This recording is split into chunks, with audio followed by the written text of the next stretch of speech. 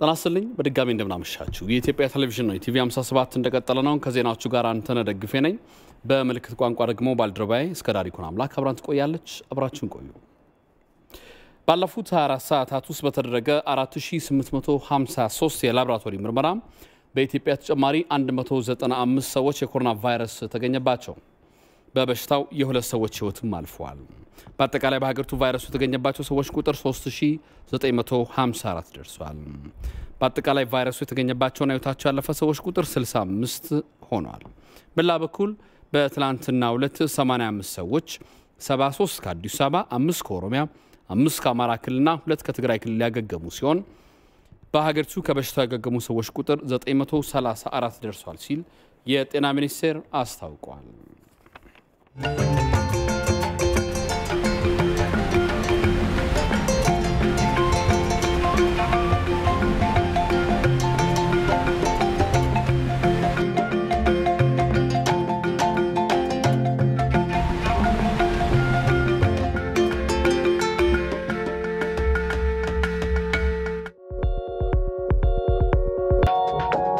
ኢትዮጵያ ውስጥ ከ50 ሚሊዮን በላይ ህዝብ የኤሌክትሪክ ላይት አያገኝም በ21ኛው ክፍለ ዘመን አሁንም በኩራዝ ይጠቀማል ዛሬም የኢትዮጵያ እናቶች ወገባቸው እስኪጎብጥ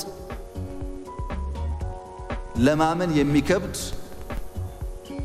እንጨት ተሸክመው ልጆች ያስተምራሉ እኛ ወገባችን የእናቶቻችን ወገብ አይጉበጥ ኤሌክትሪክ ላይት እናገኝ ማለት ቤዚክ መብት እንጂ ሌሎች መጉዳት አይደለም የግብጽ ወንድሞቻችን ከ98% በላይ ኤሌክትሪክ ላይት ያገኛሉ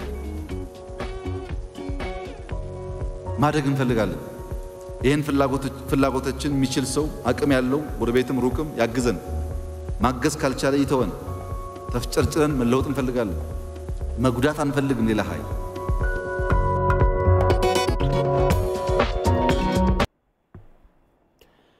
በዳሴ ግድብ ላይ የሚደረገው ድርድር ከቴክኒክ አንፃር መሰረታዊ የተባሉ ጉዳዮች ቢፈቱ ሙሉ ስምምነት ሆኖ ለመውጣት የህግ ማዕቀፍ ስምምነት የሚቀር ጉዳይ መሆኑን የፌድሪ የውሃ መስኖና ኢነርጂ ሚኒስቴር አስታወቀ ኢትዮጵያ ከዚህ በፊት በተደረሰው የመርሆች ስምምነት መሰረት አሁንም ግድቡን ውሃ የመሙላት መብት እንዳላት ነው ሚኒስቴሩ በመግለጫ ገለጸው ዋለልኝ ታምር ተጨማሪ አለው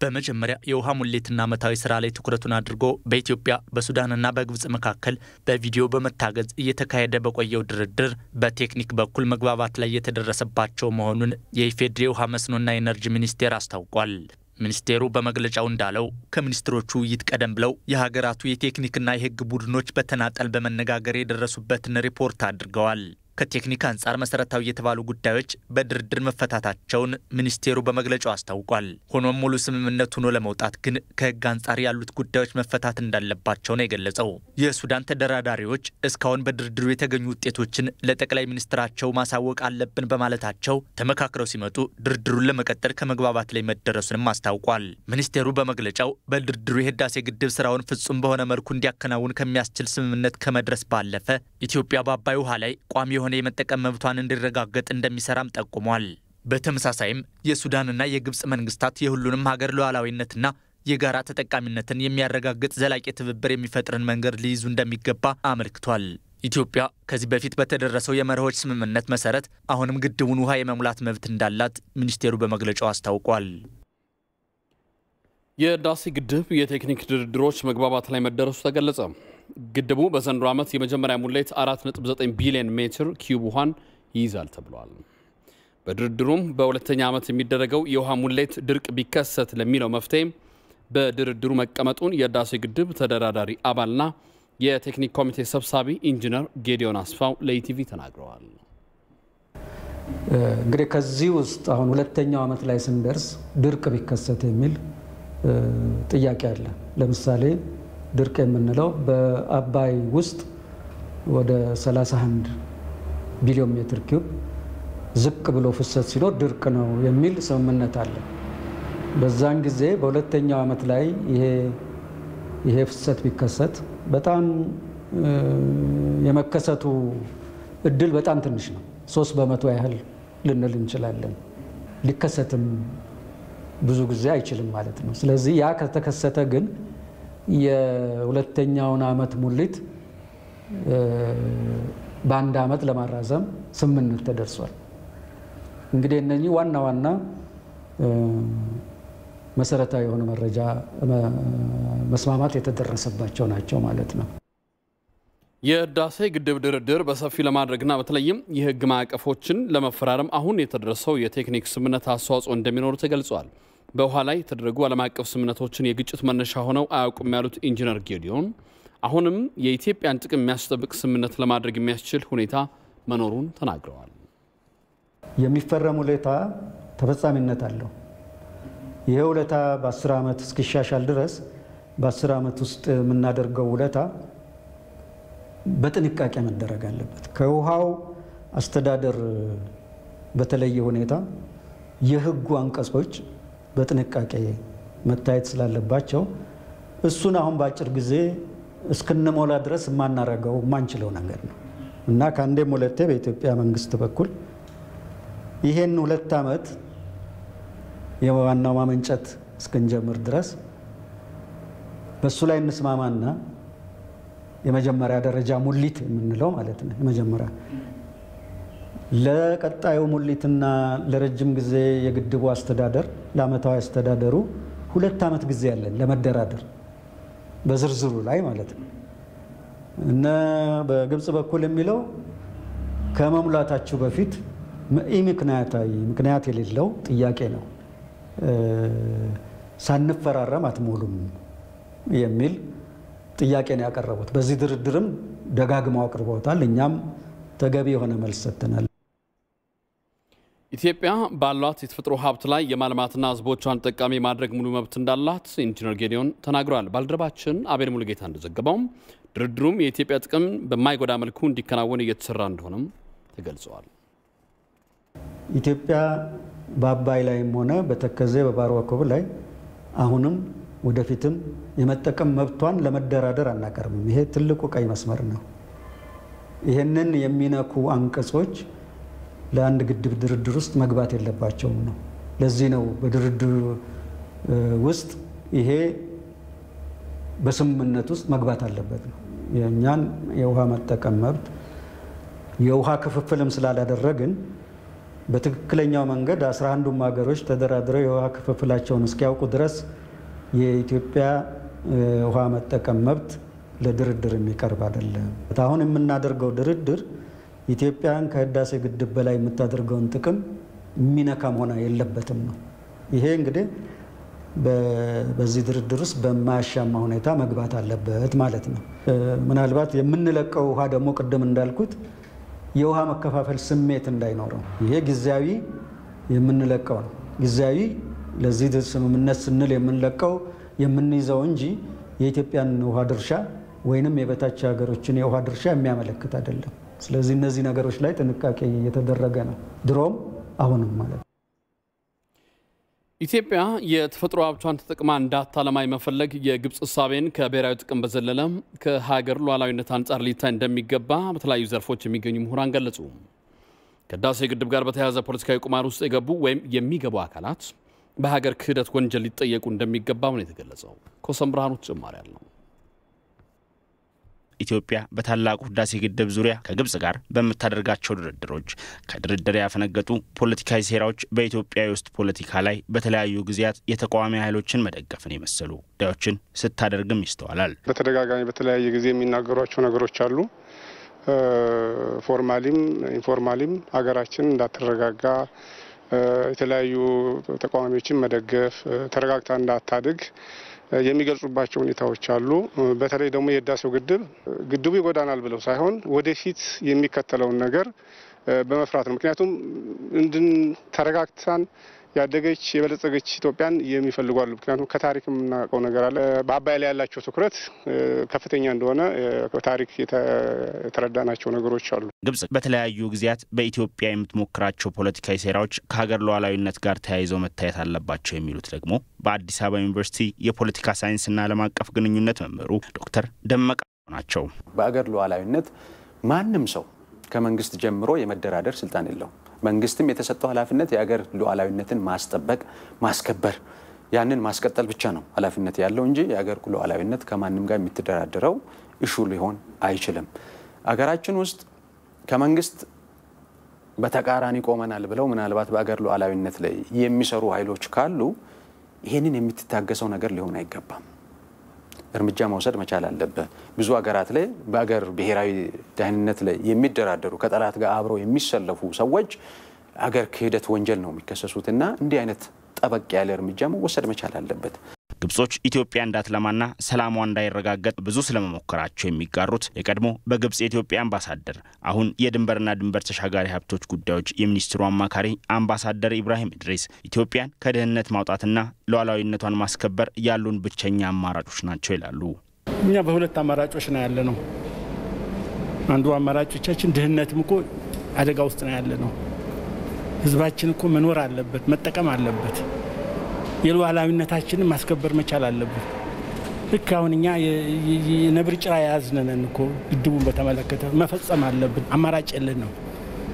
ሉዓላዊነታችን እኮ እየተሸረሸረ ሊሄድ የሚችልበት ሁኔታ ነው ያለው።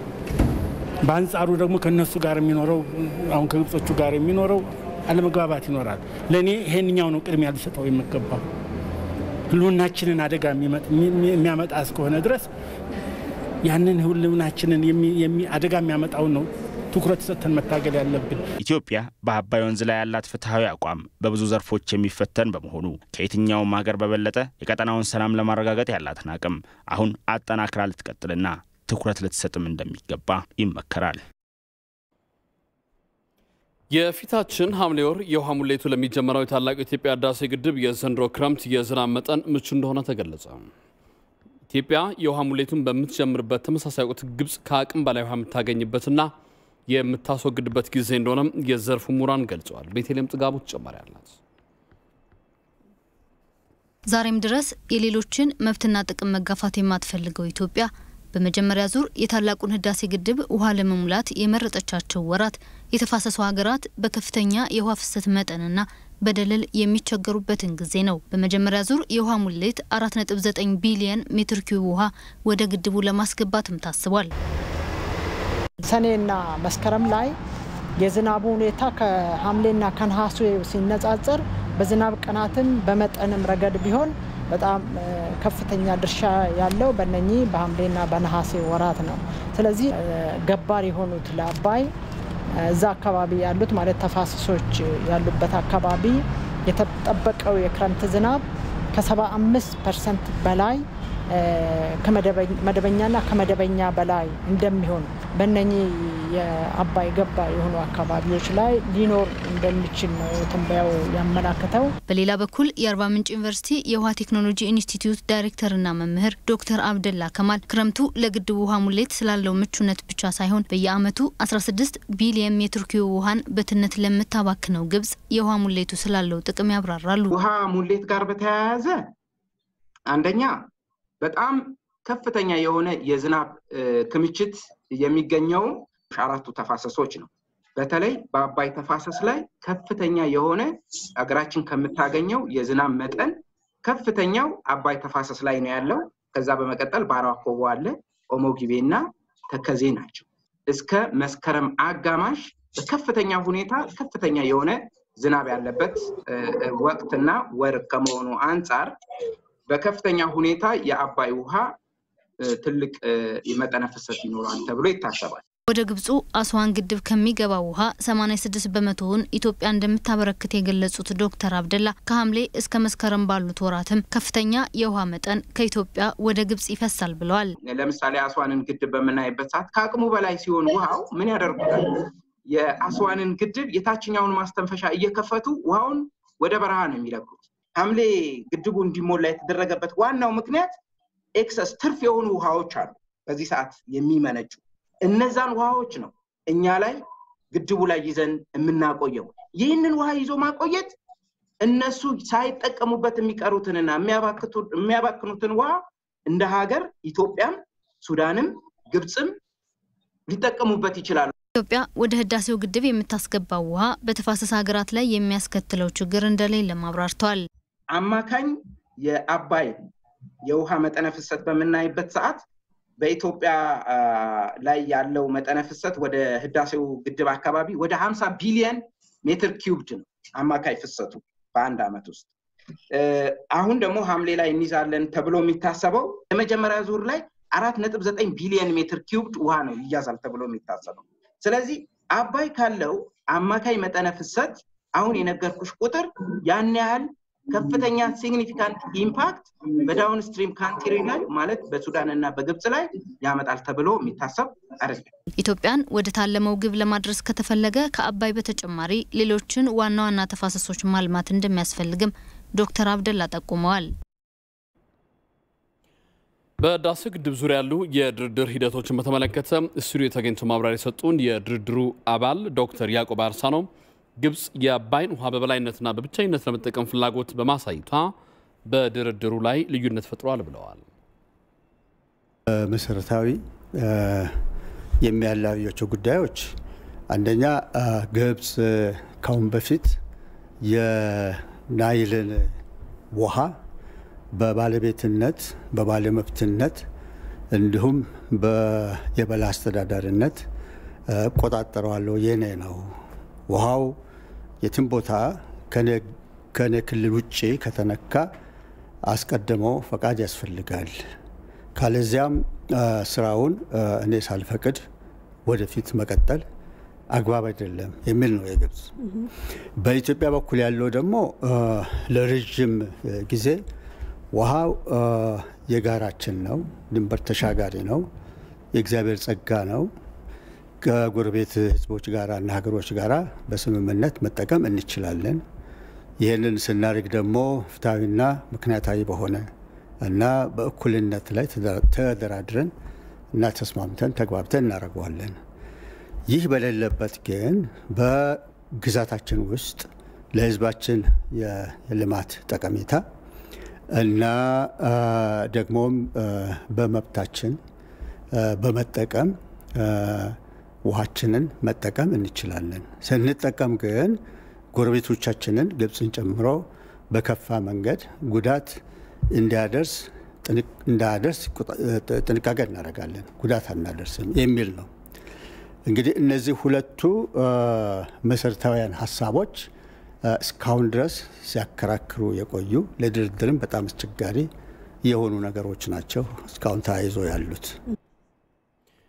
ኢትዮጵያ የአባይን ውሃ ከተፋሰሱና ከጎረቤት ሀገራት ጋር በእኩልነትና በፍትሃዊነት የመጠቀም ፍላጎት እንዳላት ማሳየቷን ዶክተር ያዕቆብ አርሳኖ ተናግረዋል። ከህዳሴ ግድብ ጋር በተያያዘ የሀገራት ፍትሃዊ ሀብት ክፍል እንዲኖራቸው የሚያዘውን ዓለም አቀፍ ሕግ እንደምትቀበልና እንደምታከብር የሱዳኑ የመስኖና ውሃ ሀብት ሚኒስትር አስታወቀም። የሱዳን የመስኖና ሀብት ሚኒስትሩ ፕሮፌሰር ያሲር አባስ ከሱዳኑ የዜና ወኪል ጋር በነበራቸው ቆይታ ሀገራቸው ስለ ታላቁ ህዳሴ ግድብ ያላትን አቋም ገልጸዋል። ሱዳን ከግድቡ ጋር በተያያዘ ዓለም አቀፍ ሕግን በመከተል የምታምን ሲሆን ሀገራት ድንበር ተሻጋሪ ወንዞችን በፍትሃዊ እንዲጠቀሙ አቋማችን ነው ብለዋል።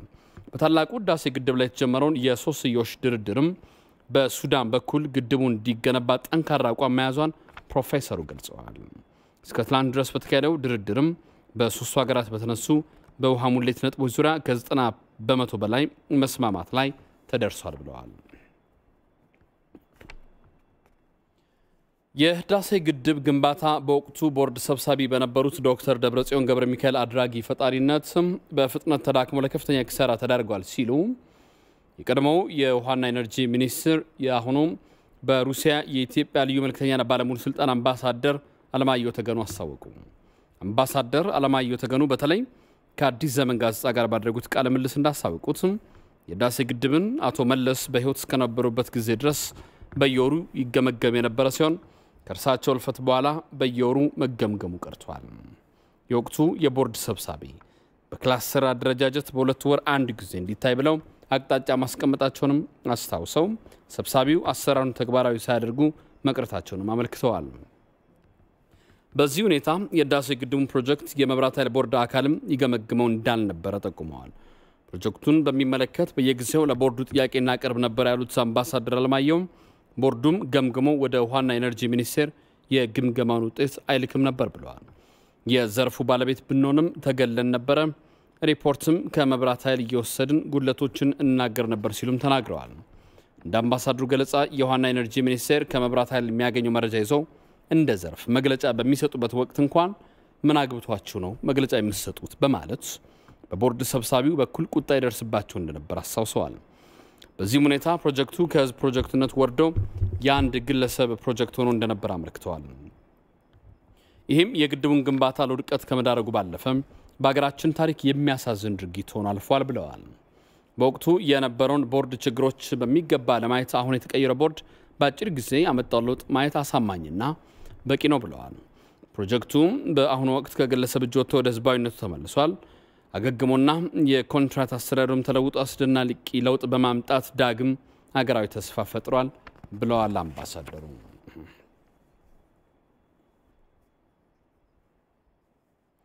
ግብጽ ለጋዜጠኞች የከፋች ሶስተኛዋ የዓለም ሀገር እንደሆነች ዓለም አቀፉ የጋዜጠኞች ከለላ ኮሚቴ ወይም ሲፒጂ አስታወቀ። የአሁኑ የግብጽ ፕሬዝዳንት አብዱል ፈታህ አልሲሲ ወደ ስልጣን መምጣታቸውን ተከትሎም ሀገሪቱ ጋዜጠኞቹን በከፋ ሁኔታ የምትይዝ ሶስተኛ የዓለም ሀገር ሆናለች። ሰሞኑን ደግሞ ሙሐመድ ሙኒር የተባለ የ65 ዓመት ጋዜጠኛ አልጀዚራ ላይ ቀርቦ መንግስትን የሚተች አስተያየት በመስጠቱ መታሰሩን ሲፒጂ አስታውቋል። ጋዜጠኛው የጤና እክል እንዳለበት የገለጸው ዓለም አቀፉ የጋዜጠኞች ከለላ ኮሚቴ የኮሮና ወረርሽኝ ባለበት በዚህ ወቅት ጋዜጠኛው ማሰር ጭካኔ ነው ብለዋል። የግብጽ መንግስት ሽብርተኛ ስትል የፈረጀችው የሙስሊም ወንድማማቾች ፓርቲ አፈቀላጤ ስትል ነው የከሰሰችው። ይህን መሰረት የሌለው ክስ በማንሳት ጋዜጠኛውን ያለ ቅድመ ሁኔታ ሊፈታም ይገባል ሲል ሲፒጂ አሳስበዋል። ሙሐመድ ሙኒር ከመታሰሩ ቀድሞ በፌስቡክ ባሰራጨ ቪዲዮ የግብጽ መንግስት ሊያስረው እንደሆነ ገልጾ ይህ ግን የመናገር መብቱ እንደማያግደው ተናግሯል። ከእስሩ በኋላ በጋዜጠኛው ፌስቡክ ገጹ ላይ ልጁ ባሰፈረችው ጽሑፍ ደግሞ ሀገሩን ሊጎዳ የሚችል አንዳችም ንግግር እንዳልተናገረ ገልጻለች። ሲፒጂ እንዳወጣው መረጃ ባለፈው ወር ብቻ 4 ጋዜጠኞች ከሽብርተኞች ጋር ግንኙነት አላቸው በሚል ክስ እንደተመሰረተባቸው ገልጿል። በሌላ በኩል በግብጽ ያለምንም ክስ የአልጀዚራ ጋዜጠኛ መሐመድ ሁሴን በእስር ላይ ይገኛል። ይሁንና መሰል ድርጊቶች ደግሞ አገሪቱን ለጋዜጠኞች የማትመች ሶስተኛ የዓለም ሀገር አድርገዋታል። ዘገባው የአልጀዚራ ነው።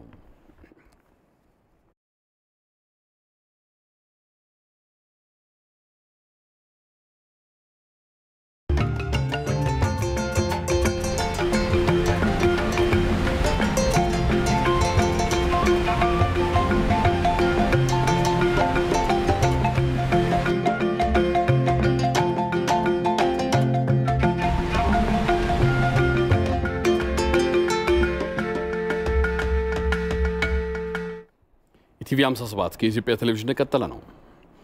በኢትዮጵያ እየተከናወኑ ያሉ የልማት ስራዎች ሀገሪቱ በትክክለኛ መንገድ ላይ እንዳለችና ሌሎችም ሀገራት ልምድ የሚወሰድበት እንደሆነ የሱዳን ሉዓላዊ ምክር ቤት ምክትል ፕሬዝዳንት ሌፍተናንት ጀነራል መሐመድ ሐምድ ዳጋሎ ገለጹ።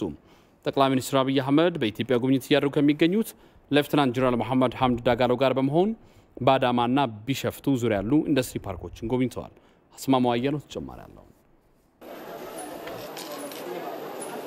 ለሁለት ቀናት ይፋዊ የሥራ ጉብኝት አዲስ አበባ የገቡት የሱዳን ሉዓላዊ ምክር ቤት ምክትል ፕሬዝዳንት ሌፍተናንት ጀነራል መሐመድ ሐምድ ዳጋሎ በሀገሪቱ ሕዝብ ትልቅ ተሰሚነት ያላቸው በፖለቲካ ውስጥም ተጽዕኖአቸው ያየለ ሰው ናቸው።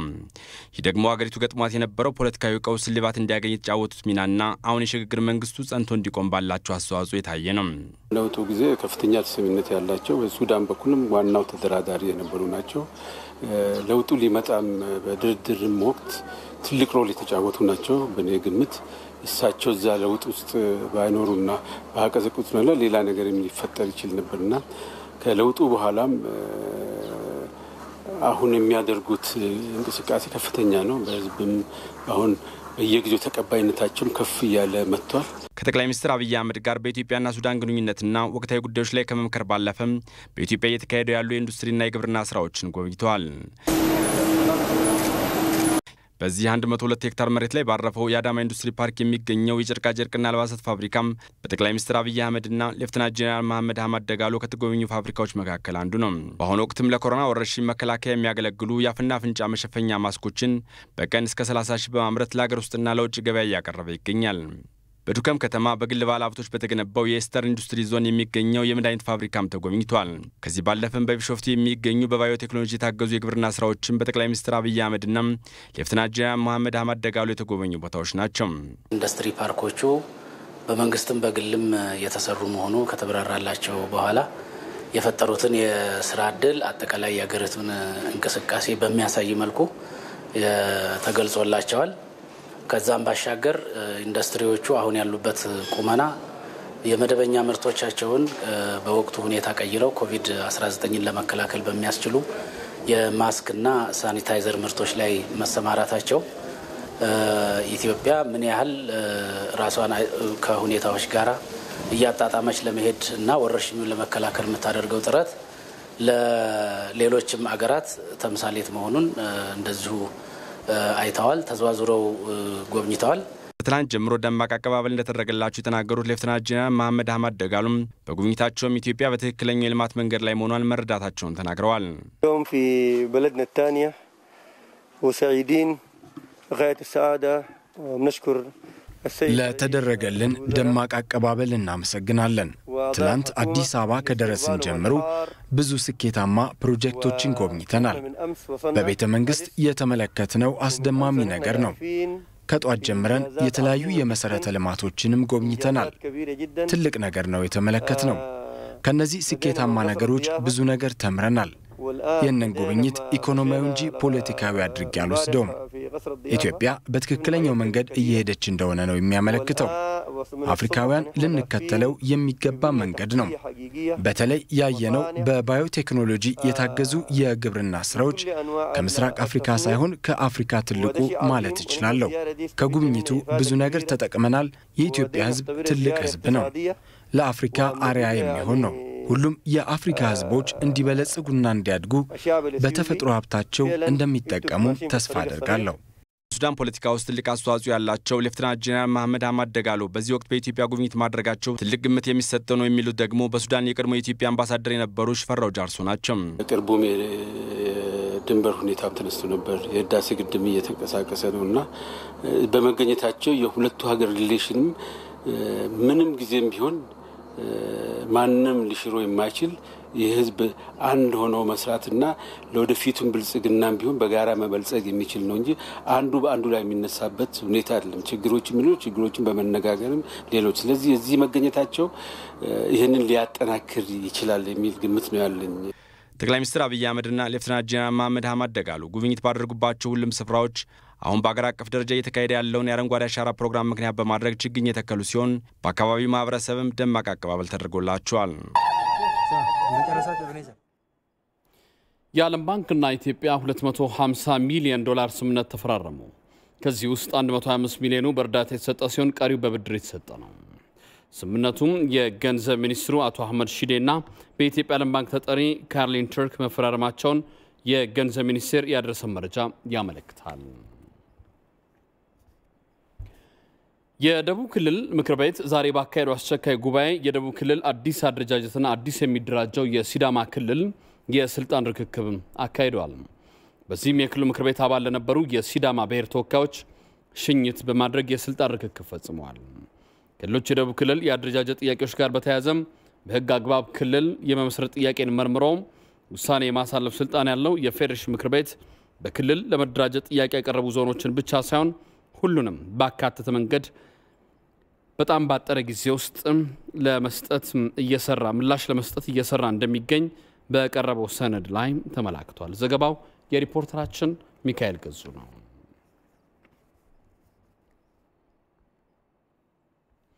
የተለያዩ ተቋማት ለኮሮና ቫይረስ መከላከል የሚያደርጉትን ቁሳቁስና የገንዘብ ድጋፍ በሁለተኛ ዙር ፕሮግራም ማጠናከረው እንዲቀጥሉ የትራንስፖርት ሚኒስትሯ ወይዘሮ ዳግማዊት ሞገስ ጥሪ ያቀረቡ።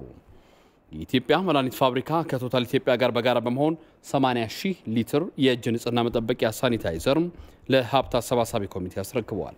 ሞላ ለማየሁ ተጨማሪ አለው። የኮሮና ቫይረስ ወረርሽኝ መከሰትን ተከትሎ ዜጎችና ተቋማት በተለያየ መልኩ ድጋፎችን እያደረጉ ይገኛል። አሁንም 4 ተቋማት የተለያዩ ቁሳቁሶችና የንጽህና መጠበቂያዎችን በመንግስት ለተቋቋመው የሀብት አሰባሰብ ማስተባበሪያ ኮሚቴ አስረክበዋል። የኢትዮጵያ መድኃኒት ፋብሪካ ኢፋርም ከቶታል ኢትዮጵያ ጋር በመሆን 20.5 ሚሊዮን ብር የሚያወጡ 80,000 ሊትር የእጅ ንጽህና መጠበቂያ ሳኒታይዘር ምርቶችን አስረክቧል።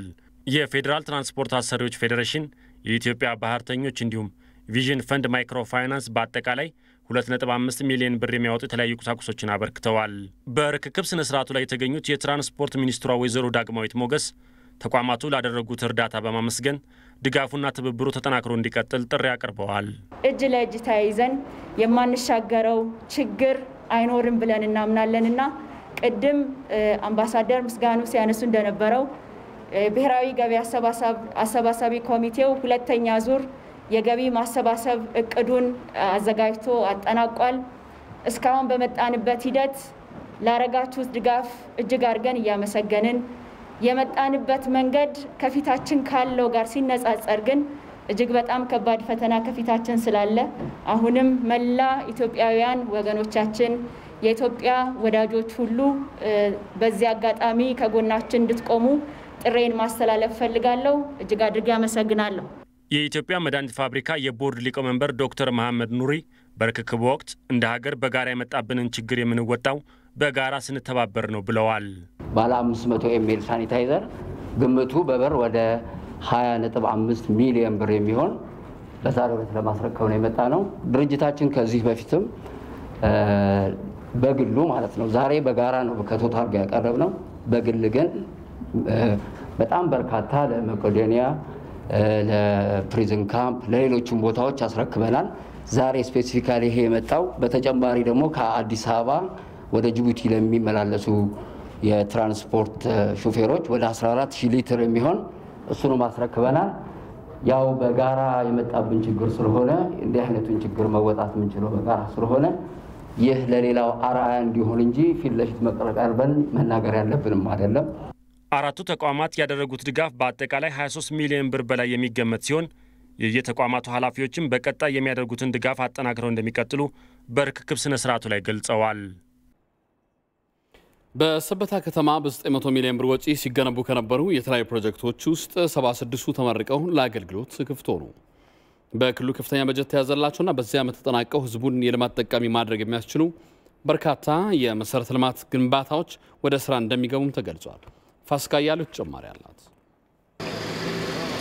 በኦሮሚያ ክልል ፊንፊኔ ዙሪያ ሰበታ ከተማ በ900 ሚሊዮን ብር በጀት በዚህ ዓመት ለማጠናቀቅ ተይዘው ከነበሩ 96 ፕሮጀክቶች 76ቱ ተጠናቀው በክልሉና በከተማው ከፍተኛ አመራሮች ተመርቀው ለአገልግሎት ክፍት ተደርገዋል። ከፕሮጀክቶቹ መካከልም በዚህ ዓመት የተጀመሩ አዳዲስ የመሰረተ ልማት ፕሮጀክቶች፣ ካለፈው ዓመት ተንከባለው የመጡ ፕሮጀክቶችና እድሳት የተደረገላቸው የመሰረተ ልማት ስራዎች መሆናቸውን የተገለጸው።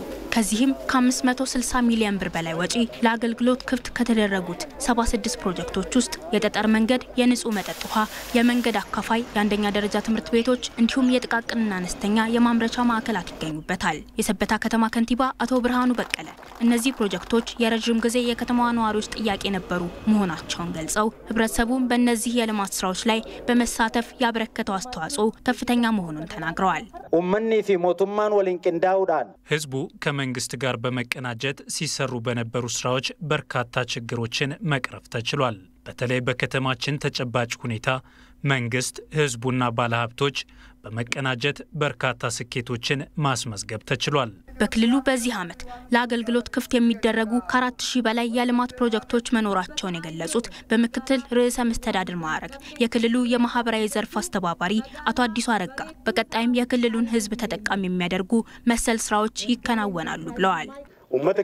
በክልሉ የተገነቡ 12 የሚሆኑ ፕሮጀክቶች ህዝቦችን ተጠቃሚ የሚያደርጉ ሲሆን በመንግስት ብቻ 4.8 ቢሊዮን ብር ወጪ ተደርጎባቸዋል። ከፍተኛ በሆነ የህዝብ ተሳትፎም ተጠናቀው ለምረቃ በቅተዋል። ሰሞኑን በክልሉ እየተመረቁ ለአገልግሎት ክፍት እየተደረጉ የሚገኙ የተለያዩ ፕሮጀክቶች የልማት ፕሮጀክቶችን በተያዘላቸው ጊዜ የማጠናቀቅ የመንግስት እቅድ አንዱ አካል መሆኑን ገልጸው እየተከናወኑ የሚገኙት የልማት ስራዎችም ወደ ብልጽግና የሚደረገውን ጉዞ የሚያግዙ ናቸውም ብለዋል። ወተሙን ፕሮጀክት ይከና የነዚህ ፕሮጀክቶች መጠናቀቅ ወደ ብልጽግና የምናደርገውን ጉዞ አንድ እርምጃ ወደፊት እንዲሄድ የሚያደርግ ነው። የብልጽግና ዋነኛ ዓላማ ደግሞ ለህዝብ መሰረታዊ ፍላጎቶችን ማሟላት ነው። ህዝባችን በልቶ ማደር መቻል አለበት። ንጹህ ውሃ ማግኘት አለበት። ትምህርት ቤት ሊገነባለት ይገባል። የጤና ተቋማትም ሊሟሉለት ይገባል። በከተማዋ በተሰሩ ፕሮጀክቶች ላይ ሰፊ ተሳትፎ ላደረጉ የከተማዋ ነዋሪዎችም እውቅና የተሰጠ ሲሆን በቀጣይም በሚሰሩ የልማት ስራዎች ላይ የበኩላቸውን ድርሻ ሊወጡ እንደሚገባም ተገልጿል። የተባበሩት መንግስታት የሰብአዊ መብት ምክር ቤት ቋሚና አባል ሀገራት በአሜሪካ ስለሚስተዋሉ ጭካኔ የተሞላበት የፖሊስ አያያዝና ዘረኝነት ላይ ምርመራ እንዲካሄድ የቀረበው ጥያቄ ድጋፋቸውን በመስጠት ላይ ናቸው። ምክር ቤቱ ባካሄደው አስቸኳይ ስብሰባ 54 የአፍሪካ ሀገራትና በቅርቡ በአሜሪካ ፖሊሶች የተገደለው የጆርጅ ፍሎይድ ቤተሰቦች በአሜሪካ መዋቅራዊ ዘረኝነትን ጨምሮ ሌሎች ከጉዳዩ ጋር የሚያያዙ ችግሮችን ምርመራ እንዲካሄድባቸው ግፊት በማድረግ ላይ ናቸው። የተባበሩት መንግስታት የሰብአዊ መብት ምክር ቤት ኮሚሽነር ሚሼል ባስቻ አሁን ያለውን መዋቅራዊ መጠን ለማወቅና ለማስወገድ ሀገራት የኋላ ታሪካቸውን እንዲመረምሩም ጠይቀዋል። በስብሰባው ላይ የተገኘው የጆርጅ ፍሎይድ ወንድም ባደረገው ንግግር አሁን ባለው ሁኔታ በአሜሪካ የጥቁሮች ነፍስ ከቁብ እንደማይገባ ተናግረዋል። በአስቸኳይ በስብሰባው ላይ የአፍሪካ ሀገራትም ለምክር ቤቱ ያቀረቡትን የውሳኔ ሀሳብ እንዲያደርጉበት የአውስትራሊያና አሜሪካ ባለስልጣናት መጠየቃቸውን መገናኛ ብዙሃን ዘግበዋል። ለምክር ቤቱ የቀረበው የውሳኔ ሀሳብ ሰነድ የአሜሪካን ስም በግልጽ እንዳልጠቀሰና ጉዳዩም እንዲጠራ ለመጠየቁን ሮይተርስ ዘግበዋል። አሁን ደግሞ ዛሬን ጨምሮ በቀጣይ 3 ቀናት የሚኖረውን የአየር ሁኔታ